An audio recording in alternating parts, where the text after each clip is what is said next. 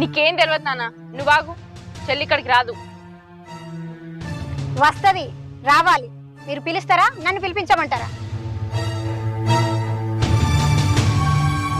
బాబాయ్, మీరు వెళ్ళి తీసుకురండి. సరే అమ్మా, తీసుకొస్తా.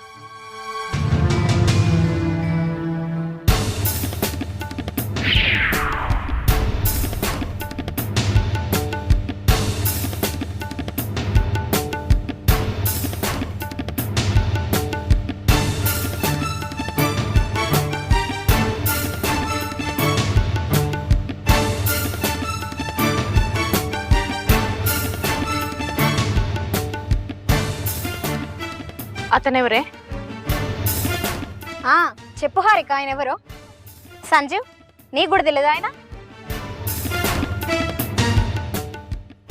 వాడెవడో నాకు తెలియదు.